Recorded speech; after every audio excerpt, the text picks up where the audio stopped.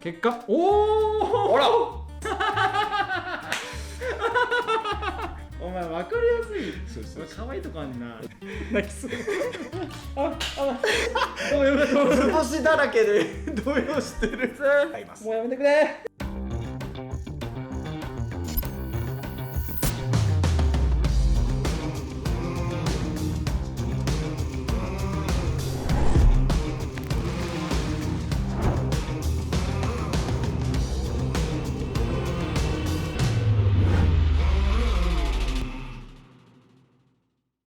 崖っぷちラララーズ。はい、本日は2人でトークでございやます。っぱこの掛け声もやっぱり2人だとちょっと厚みがないね。倍音が少ない感じがするそうだね。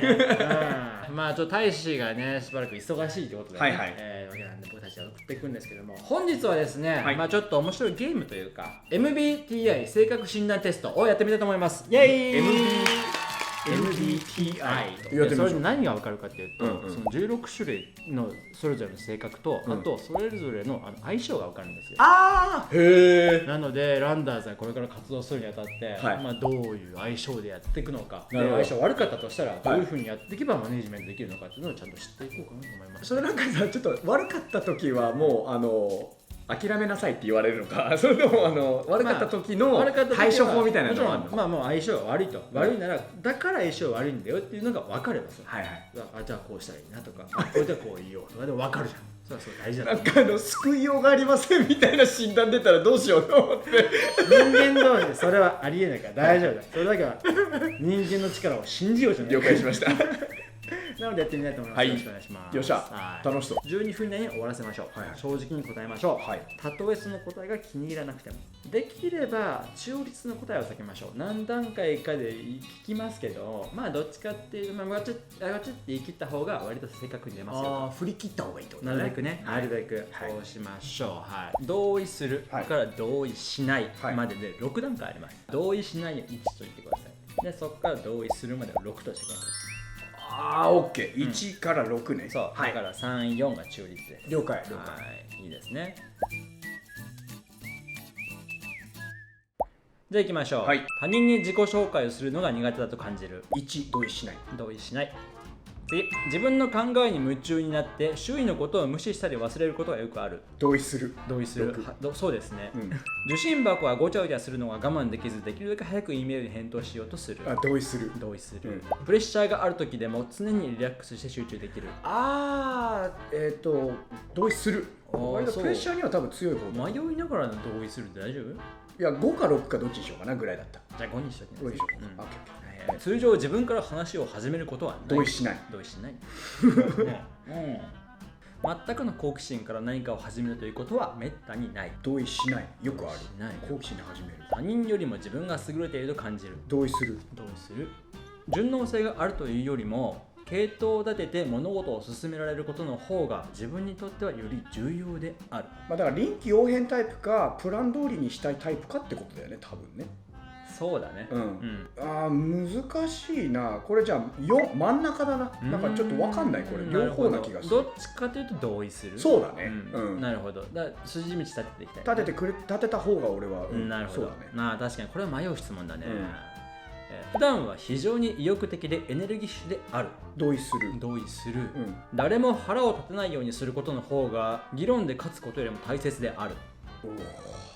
これも人場合によるな。そうね。でも俺は同意しないよりだから3ぐらいにしとこうか。他人に自分自身を正当化しなければならないかのように感じることがある。よくあるって書いてあるね。同意する。俺これ結構そうだね。俺の悪い癖だと思う。自宅および仕事場での環境はかなり整理されている。3。はい。どっちかというとされてないと。はい。注目の的となることが気にならない。同意する。はい、そうですね。自分自身は創造的というよりは実用的であると思う。同意する。同意する。誰かを相手に腹立つということはめったにない。同意しない。はいですね。旅行に行くときはかなり計画を練る方である。5ぐらいかな。そうだね。まあいいとこだね、あなたね。ちなみに一緒に旅行すると多分最高だと思います。他人の感情に共感することは難しいと感じることがよくある。いや、そうでもないな。でも振り切りすぎたら2ぐらい。あ、そう。結構シュンはね、うまいと思う。気分が非常に変わりやすい方である。同意する。同意しますね。あなたも私も気分屋ですからね。討論において人の感受性よりも真実の方が重要である。いや、同意しない。そうだな。俺は結構感受性優先しちゃうかもしれない。俺が真実の方を重要するから、シュンがバランス取ろうとして、そういうことだね。そうなるよね。だから相手に合わせることが多いってことはこうだよね。だからそうだね、そうだね、自分の行動が他人に及ぼす影響について心配することはめったにない。同意しない。すげえ心配する。自分の仕事のスタイルは整然とした体系的なアプローチというよりはランダムなエネルギーの突出に近い。同意しないだね。同意しない。他人のことを羨ましく思うことがよくある。割とある。4ぐらい。同意はするけど。そうなんだ。俺これねマックスだと思ってたらしいよ。マックスよく羨ましく。じゃあマックスにしちゃおうぜ。今日のさっきの話でもそう確かに。自分よりも安くゴルフクラブを手に入れたことに腹を立てるっていう。羨ましく思いつつ、いやでも気にするべきでないって自分に言い聞かせている感じ。だからそれを気づいてはいるけど、そうでも羨ましく思うことはあるでしょ。じゃあ振り切っちゃう。面白い本やビデオゲームの方がソーシャルイベントよりもいいと感じることがある。うわー、いい質問だねこれどっちもあるよね。どっちもどっちだな。ソーシャルイベントも好きだから時と場合によるけど、4ぐらいにしとこうか。4、この辺か。はいはい、わかりました。幻想やアイディアに没頭して我を忘れることはめったにない。めったにない。割とない。そう。なるほどね。誰かが自分の E メールにすぐに返事をしないと何か誤ったことを言ってしまったのではないかと心配し始める。割とする。面白いねこれ。親として自分の子供が頭のいい子であるよりも優しい子に育ってほしいと思う。どっちかっていうと頭のいい子に育ってほしいんだろうね。俺は頭のいい子に育ってほしいっていうことが多分一番すごい最初に出てきちゃうと思うから、だから同意しないをちょっと2ぐらい。そうだね。他人に自分の行動についてあれこれ言わせない。同意するだな。言われるとすごい気にするけどね。そうだね。言わせないように努力するよね。なるほどね。外堀を思うというかそういう努力ね。根回しをしてね。自分の夢は現実の世界やイベントに焦点を当てたものである傾向が高い。長らく夢を見ていないので何とも言えない。でもこれ要するに将来の夢って意味なのだとしたら、現実延長だよね。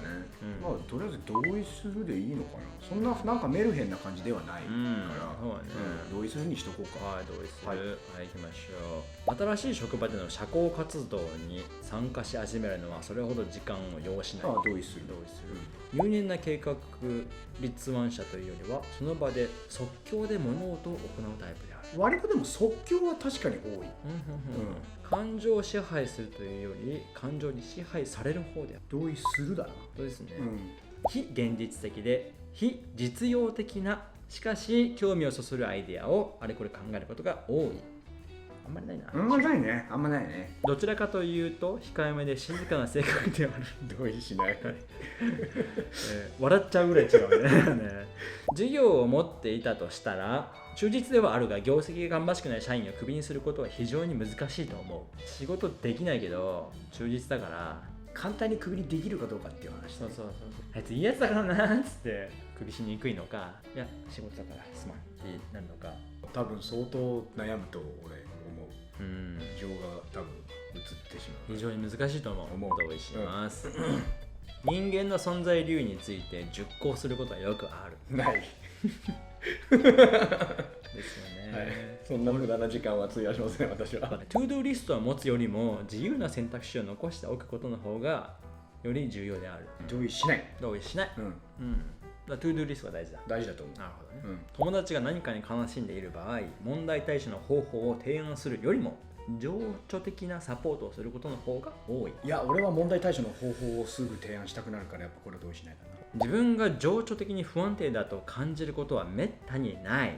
割と不安定だね同意しない個人的な時間表を作成しその通りに行うことは全く問題がない。そこら辺は俺そんなに整理整頓されてない気がするから、なるほどね。だから同意しないだね。同意しないかな、そもそも作んないからね。だらしないね。チームワークという点では正しいということの方が協力的であるということより重要である。いや同意しない。これは同意しない、協力的であることの方が大事なんだ。もちろんなるほどね。みんなの意見は事実の裏付けがあるかどうかに限らず尊重されるべきであると考える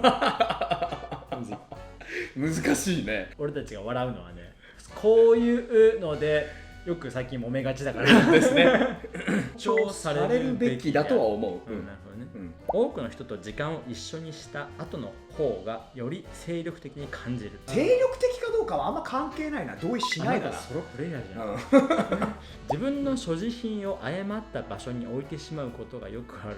割とある。あるある。だから、5ぐらいにしよう。自分は無双家ではないと思う。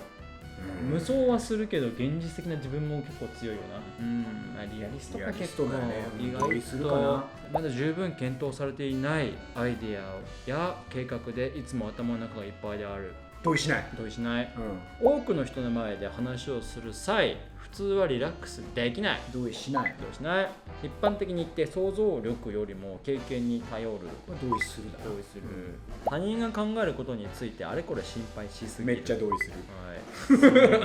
部屋がいっぱいの場合真ん中を避けて壁に近いところにいる傾向がある。同意しない。同意しない。何かを行うときは時間がギリギリになるまで物事を先送りにする傾向がある。同意する。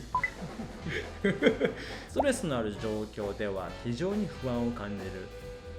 同意するね。なんかね。そうだね。他人に好かれることの方が権力を持つよりももっと報われると考える。はい、同意する。そう。本、アート、または映画などの型にはまらない曖昧な物事に常に興味を持ってきた。そうでもないんだよね。意外とそうでもないよね。ソーシャルな状況でイニシアチブを取ることがよくある。あるね。結果よし。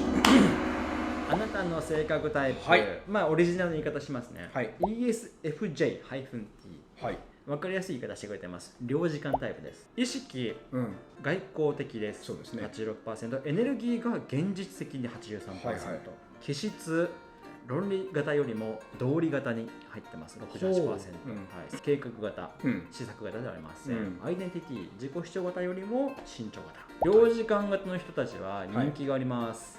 高校時代にはチアリーダーやクォーターバックとしてムードメーカーとなり、スポットライトを浴びながらチームを勝利や名声へと導いてきました。領事館型の道徳基準は哲学や神秘主義ではなく、確立された伝統や法律を支持する権威や規則が元になっています。なるほど。ただし人にはさまざまな経歴や考え方があるため、自分にとって正しく見える物事が必ずしも絶対的真理とは限らないことを忘れないようにしましょう。自分のアイデアが拒否されたり関心を持たれないと簡単に傷つきます。繰り返しになりますが、人は千差万別なので、たとえ無関心な態度を取られても、それは自分自身や自分が計画した活動が退屈だからではなく、ただその人の好みに合わなかったからってことを忘れないようにしましょうね。なるほどなるほど。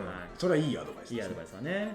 領事館型の有名人、テイラー・スウィフト、ジェニファー・ガーナー、女優さんだね。ビル・クリントン、スティーブ・ハーベイ、近い人だね。テイラー・スウィフトっていうのが意外だ。意外だよね。結構今読み上げたタイプの感じはね、シュンがめっちゃ調子いい時こんな感じだけどね。ストレスフリーで何かに追われてない時はこういうタイプの人間なんだよね。オーガナイザーで調停者でみたいな感じのところあるんだけど、やっぱりこう何か焦ったりとかしてるとバグが起こって、そのバグがなんかシュンを結構わがまま言わせたりとか攻撃的だったりするようにさせるのかなと思って、争い事をすごい嫌うって書いてあったけど、よく俺争い事を自分から起こしてることもあるから、そうでこう人に食いついたりとかしてる。でもあれって本当はシュン求めてなくて、あれはあれでシュンのバグなのかなと思って。どうだろうね。自分がこうケアしている人が傷つく可能性があったりすると、多分そこまでアグレッシブにいかないんだけど、自分だけだった場合はすごいいくよね。なるほどね。自分が損してると思ったりとか、そうだね、相手にいいように取られているかもしれないって思うと、うん絶対徹底的にそこは逃さないっていうふうにするから、正義感っていうのもさ、これは絶対正しい正義であるっていう結論のもと動いてるから、はいはい、だからいや真理ってもっといっぱいいろんな面があるそうだねよってなんか言ってるから、まあ確かにそうだなと思うよね。あと相手の好みに合わなかっただけだっていうふうに流しなさいっていうのが一番、なるほどなって思う。いつもオーディションで落ちるために言ってんじゃん。そうそうそうそう、合わなかっただけだから。いやなんか自分が至らないってどうしても思っちゃうから、能力は低いわけじゃないから、すごい低い評価を下されてるって思うんだよね。なんかその飲み会に誘われなかった時とかもさ、たまたまだったっていうのではなくて、なんか俺が避けられてるんじゃないかって思われる。それで心をこうなんか勝手に傷ついてバグって攻撃的な感じ。お前分かりやすい。そう可愛いとこあんな。いやだからやっぱり気にしいなんだよね。気にしいなんだね。ちょっとでも癒されてるよこの診断に。いやでも癒されてると同時に、とことんアーティストには向いてないなっていう診断だよね、これはね。そのクリエイターではないけどエンターテイナーではあるかもしれない。みんなにダーンっていうカリスマがあるのかもしれない。だからまあアーティストさんとか役者さんの実力がいるのを聞いてちょっと安心した。あ、大丈夫だったって。あなたの向いてる職業はそれじゃないですよって言われてる気がしたらちょっとちょっと怖かったね。そうよかったと思って。安心してできてよかったな。はい。結果、じゃあさあどうする？討論者タイプ、ENTP-A 討論者タイプ。なるほど。いきますよ。意識、まあ外交型 76%、エネルギー直感型 80%、気質、論理型 71%、道理型ではなく、戦術、計画型ではなく探索型 83% で、アイデンティティは自己主張型 75%、慎重派ではないですね。はい。討論者型の人たちは究極の悪魔の代弁者で議論や心情を木っ端みじんにして、その切れ端をみんなの目に届くよう壁になびかせるといった過程を生きがいにしています。討論者型の人たちは負け犬になることにある種の喜びを感じています。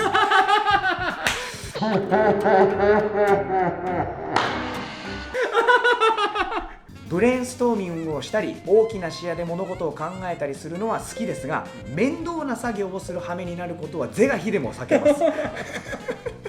討論者型の人たちの議論能力は厄介な存在にもなります。必要な場面で活かせることが多い反面、例えば会議中に人前で上司に向かって疑問をぶつけたり、重要な相手の人の一語一句に上げ足を取ったりして、他人の気持ちを踏みにじって無残にも失敗することもあります。泣きそう。また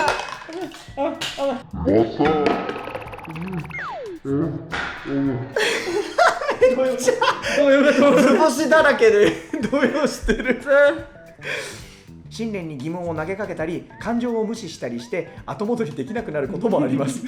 やられたことはやり返し、甘やかされるのには耐えられず、人がとりわけ頼み事をする際に遠回しな言い方をするのを嫌います。もうやめてくれ。討論者型の有名人、トーマス・エジソン、あとセリーヌ・ディオン、キャプテン・ジャック・スパロー。なるほど。ジョーカー、これダンク嬉しいんじゃないですか。てか多分そのジョーカー型なんだよ、この性格。だから言うなれば、キャラクター出たらよくわかるけど変わり者だよね。なるほど。耳が痛い。ちょっとダン君のめっちゃ面白かった。ね。ビシビシと伝わったでしょ。昨日の夜さ、俺はなんか仕事を終えてさ、なんかこう考え事をしててさ、なんか反省してたわけよ。頭に浮かんだ俺の良くないところが全てこう出てきた。まとまっているものが嫌いで、培われてきたみたいなことを少しでも変えたいって思うタイプだよね。それに対する疑問を持つ癖ができてる人なんだから変革者だよね。要するに根本的なアイデアを考案した後で、あとよろしくって言いたいタイプだよね。良さと悪さがよく出てると思う。恐ろしいほどね。いや本当にさ、だから俺とダン君がほぼほぼ真反対な信頼が出たよね。めちゃめちゃおもろいわ。俺はこれ、俺が本当にこの気質をさフル発揮した時、俺が討論者になった時にシュンは本当に領事会のフル発揮するじゃん。なるね。めっちゃ調和を求めるね。かき乱すの俺に対して。MBTI テストを大志くんがしました。はいただ俺としても2人でなんかちょっと恥ずかしいんだけど、そう答えるんだーってやってるして楽しかったのかというわけで、早速大志の結果を見てみましょう。じゃあいきます。はい、どうぞ。